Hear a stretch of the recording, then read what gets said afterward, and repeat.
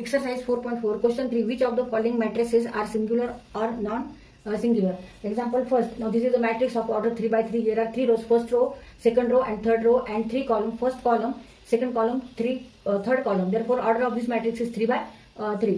इथे आपल्याला हा मॅट्रिक्स सिंग्युलर आहे का नॉन सिंग्युलर हे आपल्याला इथे काढायचंय. तर याचा आपल्याला आधी काय घ्यायचं determinant. If determinant of matrix A equal to 0, then that matrix is called singular matrix. Then matrix is singular. Matrix is singular.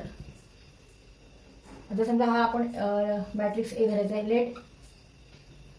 Late matrix A equal to, now write all this element A, B, C, P, Q, R, then 2A minus P, 2B minus Q and 2C minus R. हा matrix आहे. हे आपल्याला आता काय घ्यायचं आहे, determinant घ्यायचं आहे. डिटर्मिनंटची व्हॅल्यू म्हणजेच डिटर्मिनंट ऑफ ए. इथे आपल्याला व्हर्टिकल बार मध्ये मॅट्रिक्स लिहायचा आहे हा पूर्ण, पण आपण आता व्हॅल्यू घेतो, डिटर्मिनंट घेतो. डिटर्मिनंटची व्हॅल्यू घेतोय 2A minus P, 2B minus Q and 2C minus R. तर इथे एक्सपान्शन फॉर्म्युला वापरायचा आपल्याला याची व्हॅल्यू काढण्यासाठी.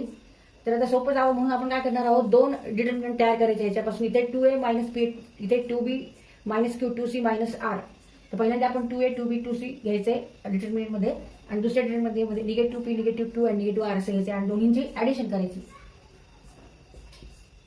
A, B, C, P, Q, R, 2A, 2B and 2C plus दुसरा डिटर्मिनंट तयार करायचा आता A, B, C, A, B, C, P, Q, R, negative P, negative 2, negative R and negative R.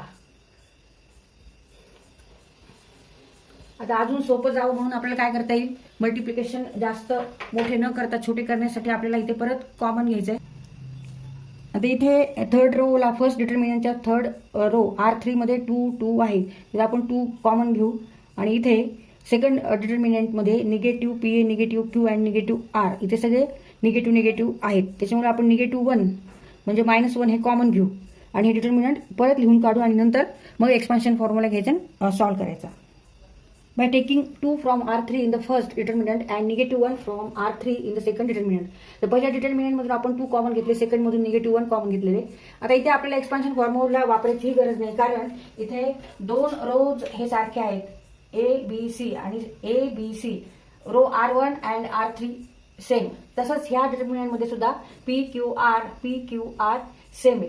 त्याच्यामुळे इथे आपल्याला property of determinant, that is when 2 rows or 2 columns are same or identical, then value of that determinant equal to 0. Therefore 2 into 0 minus 1 into 0, 2 into 0, 0, 0 minus 0, 0. Therefore value of this determinant is 0, means matrix is a singular matrix. By using property determinant A equal to, here 2 rows are identical or same, therefore value of this determinant is a 0. 2 into 0 minus, here also second row and third row are same, identical, elements are identical, same, therefore value of this determinant equal to 0. 1 into 0, 0, 2 into 0, 0, 0 minus 0. Value of determinant A equal to 0. Therefore A is a singular matrix, means given matrix is a singular matrix.